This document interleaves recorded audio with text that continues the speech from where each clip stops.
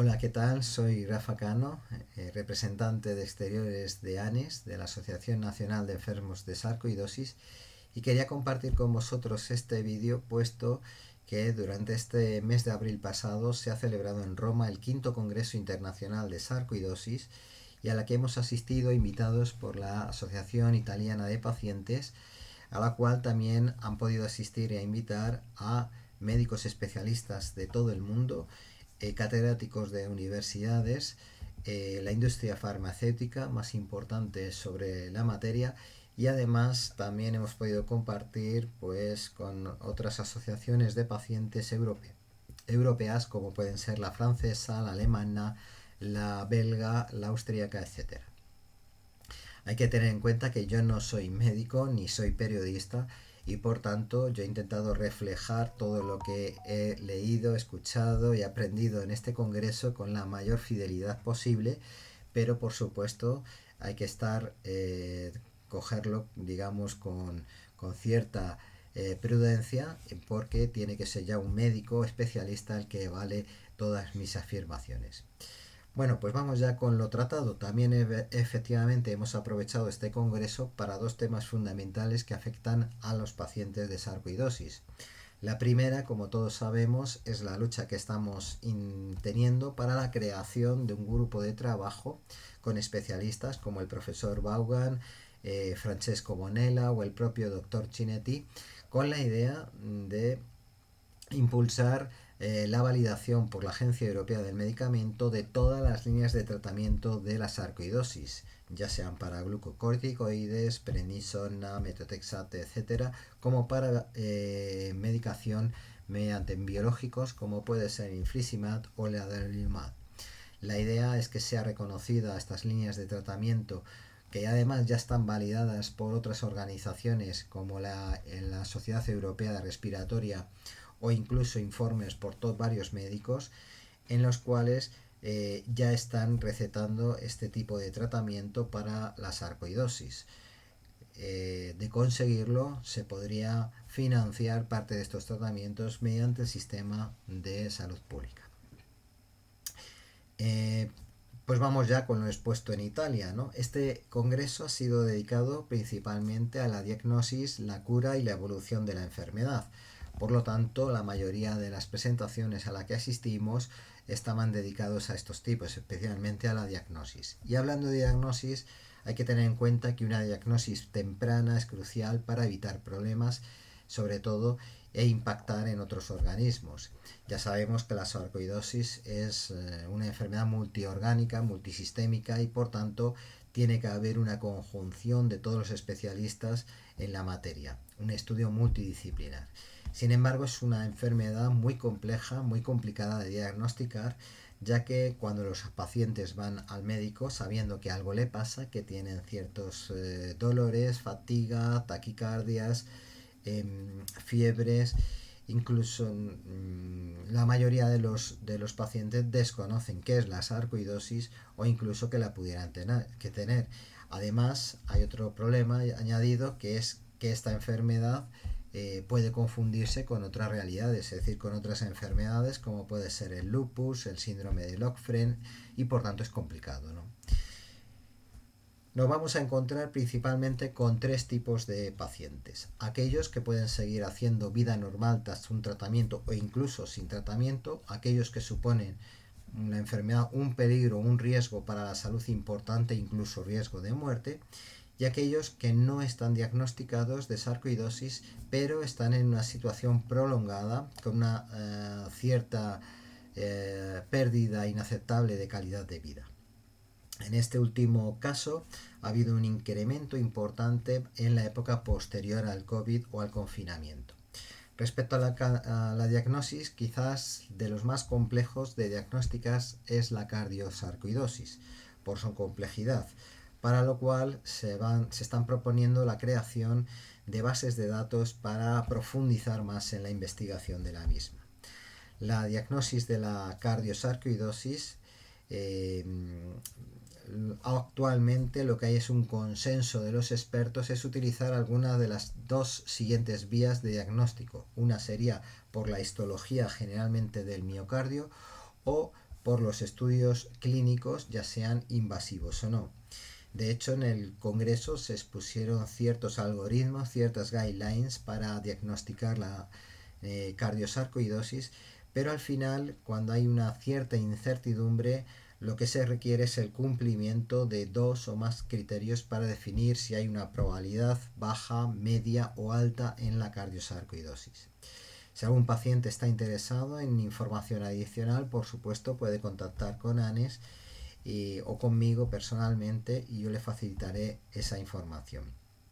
En definitiva, hay que tener en cuenta que siempre que hay un estudio multidisciplinar, integrar toda esa información clínica con todas las imágenes y patologías anteriores, pues, todas las imágenes disponibles, y se recomienda por supuesto un tratamiento cuando haya evidencia especialmente de inflamación activa miocardial.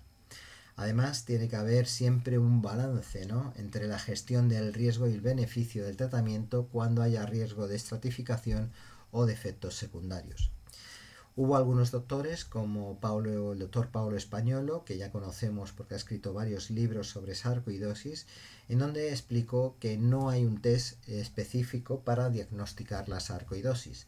Además, como hemos dicho antes, es posible confundirla con otras enfermedades como puede ser el síndrome de Löfgren, la tuberculosis, el neumococo, la enfermedad de berilio crónico o la silicosis. En este caso, por ejemplo, ya se ha descubierto que las imágenes pueden definir si estamos hablando de la silicosis, por ejemplo, como se ve como una masa en el pulmón, o la sarcoidosis, que es más como muchos puntitos blancos, como si fuera azúcar, ¿no?, en las imágenes. Hay que tener en cuenta también la gran evolución de la inteligencia artificial para el tratamiento y la detección por imagen de la sarcoidosis. Al final, lo que aparece son síntomas que nos pueden acercar más a una probabilidad, a una certidumbre de la diagnosis, pero que se tienen que confirmar mediante ciertas pruebas test, ¿no? Hay que tener en cuenta siempre que esta incertidumbre está viva. Por ejemplo, una broncoscopia no da una diagnosis definitiva de una enfermedad, de la enfermedad, perdón. Vamos a pasar ahora a la sarcoidosis extratorácica, fuera de la caja torácica, ¿no? Aproximadamente el 30 y el 50% de los pacientes tienen diagnosticados una sarcoidosis extratorácica. En mayor o menor grado estamos hablando de neuropatía de fibra pequeña, de neurosarcoidosis, de sarcoidosis ocular, de problemas con el metabolismo de la vitamina D, con problemas de los músculos, el corazón, la piel, articulaciones del hígado, de los riñones, etcétera.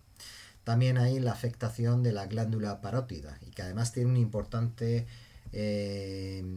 impacto en el tratamiento, que se debe actuar porque la calidad de vida del paciente y el riesgo de dañar otro órgano pues es importante. En este caso, la diagnosis y detección de la sarcoidosis se recomienda siempre seguir cierta vigilancia, parámetros anualmente, como puede ser el nivel de calcio, la creatina, la fosfatasa alcalina, examen ocular, test del corazón, test de hipertensión pulmonar, etc. Se estima que aproximadamente el 23% de los pacientes con sarcoidosis desarrollarán una nueva manifestación de la enfermedad en los 3 años siguientes de la evaluación y diagnosis inicial, ¿no? Una de las cosas que se ha visto también en este congreso es el gran avance, como hemos comentado antes, de la tomografía computerizada.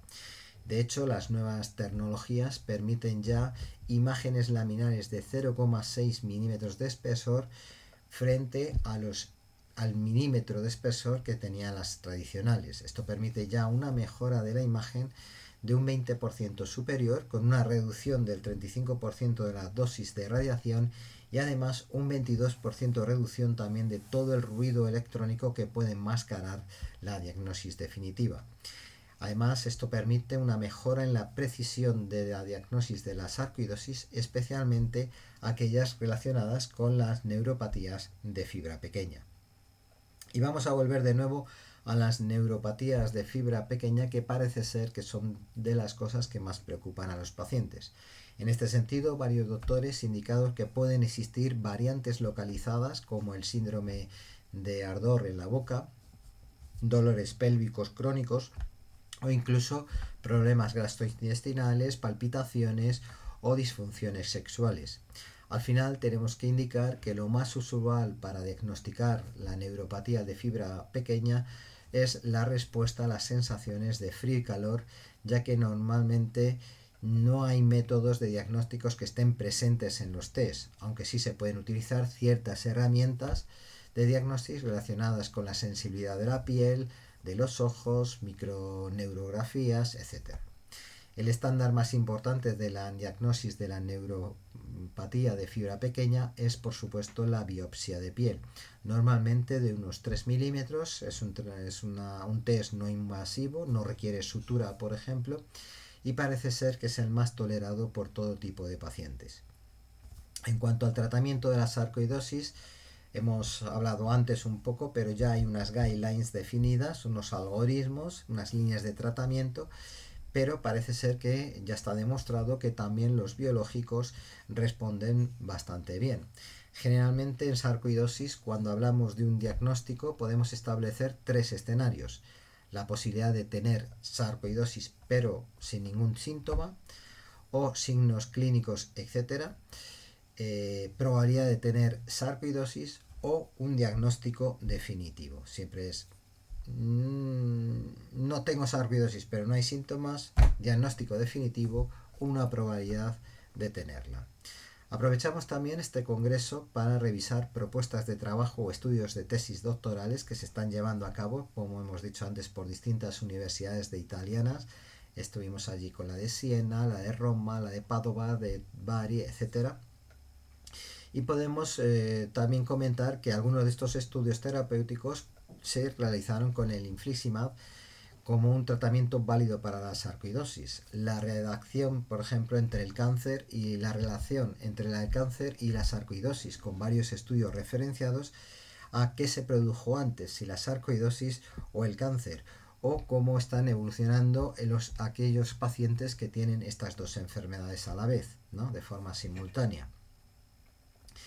También vimos estudios sobre la arquitectura de granulomas, como ha habido grandes problemas con la sarcoidosis pulmonar, efectos secundarios, por ejemplo, debido al tratamiento con corticoides, desarrollo de otras enfermedades autoinmunes relacionadas también con la sarcoidosis, o estudios importantes como el uso de la CPAP y la fatiga en pacientes de sarcoidosis con problemas de apnea del sueño.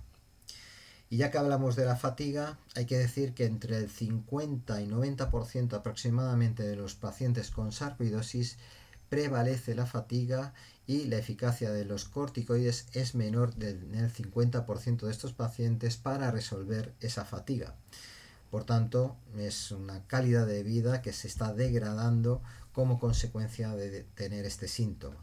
Hay que decir que además que la fatiga se puede presentar junto con otros problemas como la apnea del sueño, depresiones, ansiedad, dolores musculares, etc.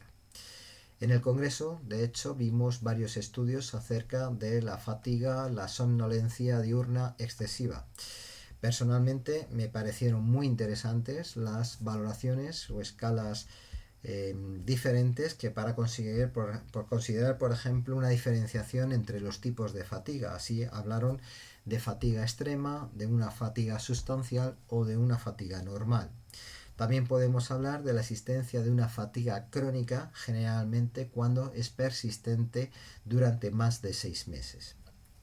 He mencionado antes también la apnea del sueño, y en pacientes con sarcoidosis, muy relacionado con la fatiga, es muy común la apnea obstructiva del sueño, que es un trastorno respiratorio caracterizado por episodios recurrentes de obstrucción de la vía aérea superior durante el sueño, mientras estamos durmiendo, que generan además ciertas pausas respiratorias, hipoxemia intermitente, es decir, bajamos mucho los niveles de oxígeno en la sangre y se produce como consecuencia de ello la fragmentación del sueño. Los estudios que fueron presentados en este congreso mostraron una prevalencia de los problemas del sueño entre el 17 y el 88% de los pacientes. Yo sé que esta horquilla es muy grande, pero podemos decir que en general hay una alta probabilidad para que sufran estos trastornos del sueño aquellos pacientes de sarcoidosis. Me gustaría destacar también una presentación que hubo sobre pacientes que desarrollan enfermedades crónicas o cibernéticas, ¿no? Generalmente un tercio de los mismos, el cual tiene algún tipo de complicación para poder llegar, que puede llegar incluso a la mortalidad. En este sentido, caben destacar las condiciones de enfermedades pulmonares severas, progresivas, fibrosíticas y complicaciones que pueden dar en forma de aspergiloma, afectación con el neumotórax, neumonía, embolismos pulmonares, etcétera. La sarcoidosis pulmonar fibrótica, por decirlo de alguna forma, es decir, que se ha derivado en fibrosis, afecta alrededor del 20% de los pacientes y está asociado con un incremento importante en la mortalidad últimamente. Una de las intervenciones que más me gustaron fue la llevada a cabo por la doctora Vivian Kalma de la Universidad de Leiden en Holanda, y que nos explicó las guidelines de la ERS, la European Respiratory Society de 2021, que ya están validadas por el doctor Baumann y que nos explican en 4 líneas de tratamiento de la sarcoidosis pulmonar. En la primera línea de tratamiento tendríamos el grupo de los glucocorticoides para alto riesgo. En la segunda línea tendríamos para bajo riesgo tendríamos los glucocorticoides y para un alto riesgo el metotrexato. En la tercera línea tendríamos actuaciones ya con infliximab y adalimumab, que precisamente es el que estamos defendiendo contra en la Agencia Europea del Medicamento, y había una cuarta línea de tratamiento que sería el rituximab o inhibidores JAK. Dentro de los corticoides, por ejemplo, la prednisona, se habló que hay que realizar test de pilotos que se están haciendo en esa comparativa, ¿no?, de dosis de 40 miligramos versus dosis de 20 miligramos, sobre todo en un estadio inicial. Hay diferentes opiniones sobre este tipo de tratamiento y bueno, vamos a ver si evolucionan en los próximos años un algoritmo definitivo para saber si es más importante una dosis reducida al principio o una dosis importante inicial, ¿no? Lo digo por los efectos secundarios de los corticoides. Como hemos dicho, estos efectos secundarios son importantes. Por ejemplo, con bajas dosis de prednisona, pues podemos encontrar complicaciones a nivel cardiovascular, diabetes, infecciones, osteoporosis, hipertensión e incluso mortalidad. También se habló en el estudio donde se compara el uso de la prednisona versus el metotrexato. En este sentido, se ha observado que aparentemente el porcentaje de éxito es similar en ambos casos, solo que con la prednisona el porcentaje de mejora de la función pulmonar es mucho más rápido, aunque luego se estanca, ¿no? Y es más lento en comparación con el metotrexato, que es más lenta la curva, pero que al final consigue los mismos resultados, ¿no? A nivel de efectos adversos, se puede observar un incremento de peso, insomnio, incremento de apetito por el uso de la prednisona, mientras que en el metotrexato aparecen náuseas, fatigas, posibles problemas del hígado o dolores abdominales.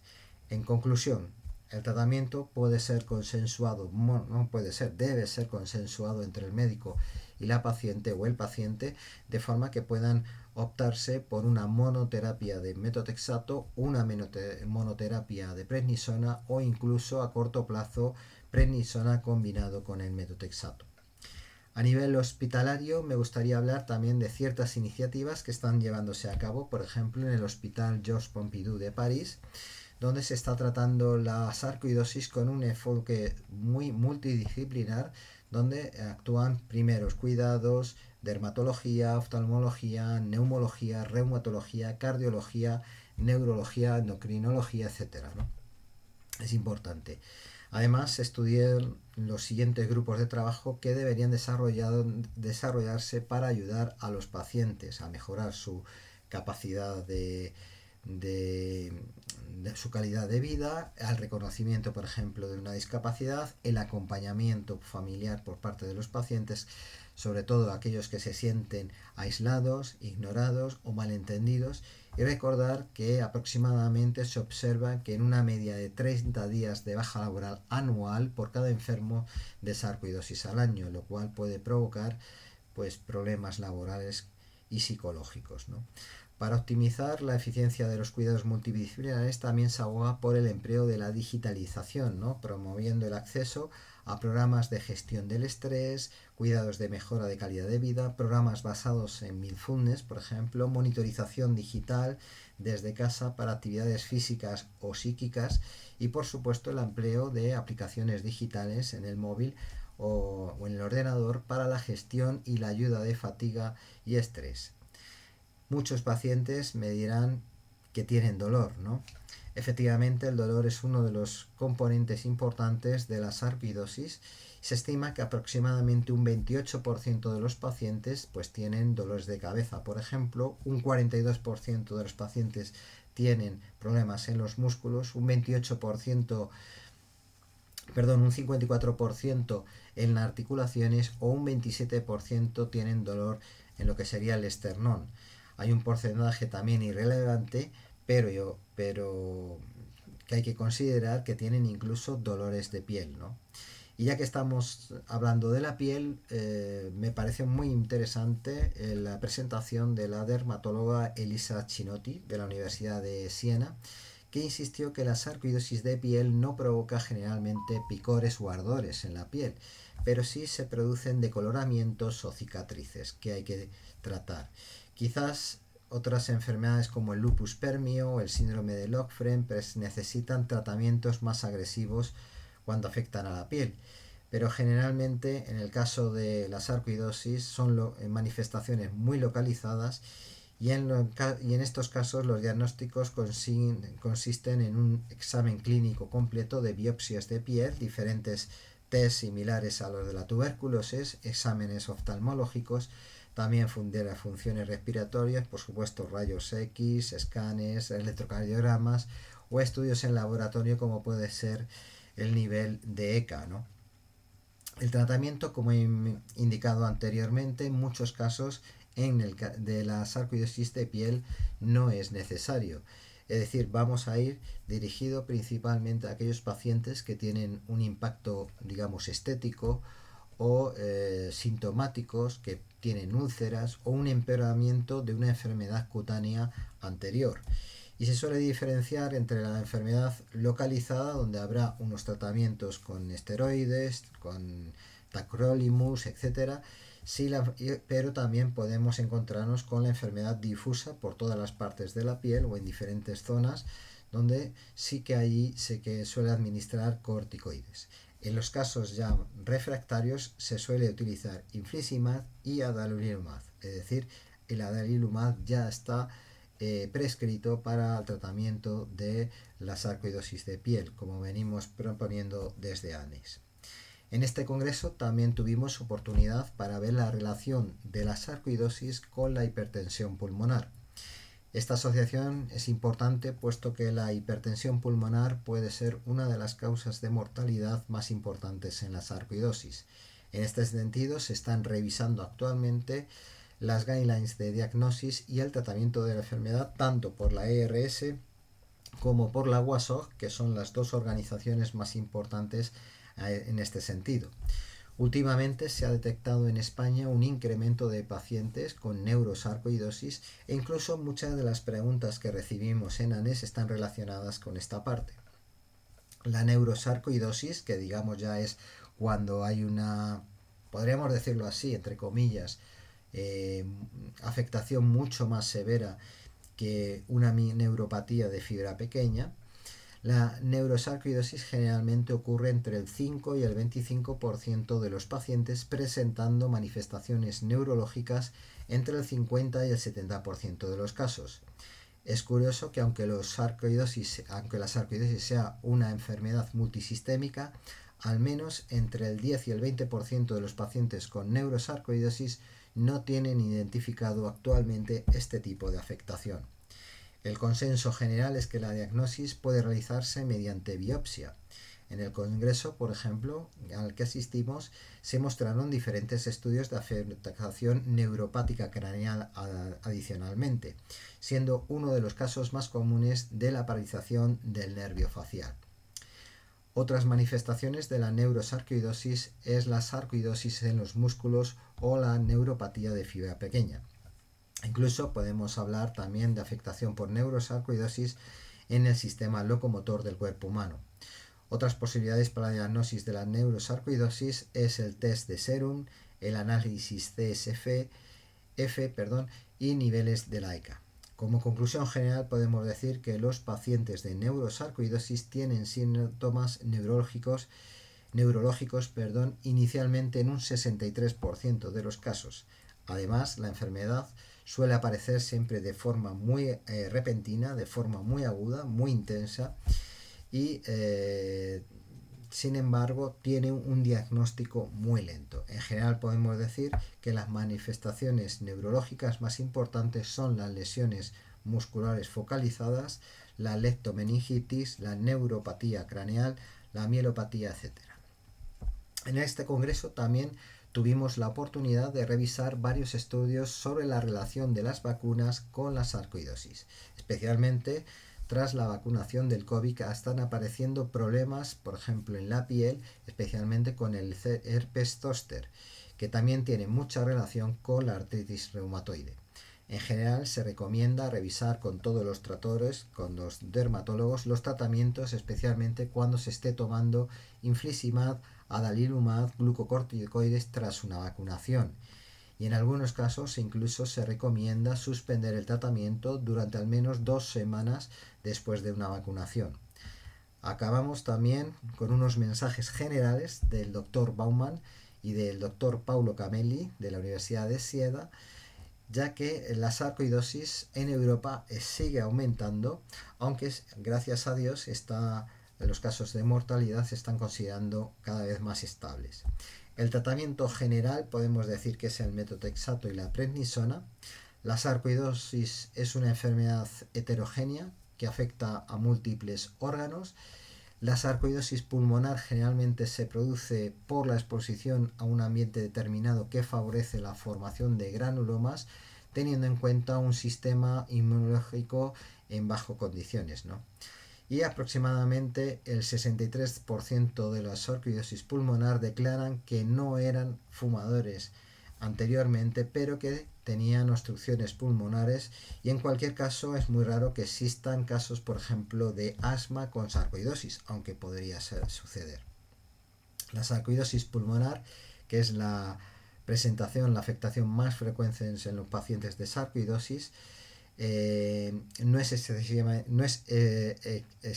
la única, como hemos comentado antes, ya que puede haber otras afectaciones, otros órganos afectados, pero incluso puede haber variaciones de comorbidades, ¿no?, entre una enfermedad y otra. En el caso de la sarcoidosis pulmonar, la fatiga es uno de los síntomas más importantes, que puede ser incluso incapacitante, además de tener dolor crónico, tos u otros problemas respiratorios. Por supuesto, la mejora de la calidad de vida de los pacientes debe ser siempre asegurada en todos los ensayos clínicos y en todos los tratamientos. Y eso es todo, amigos. Para ANES, Rafa Cano.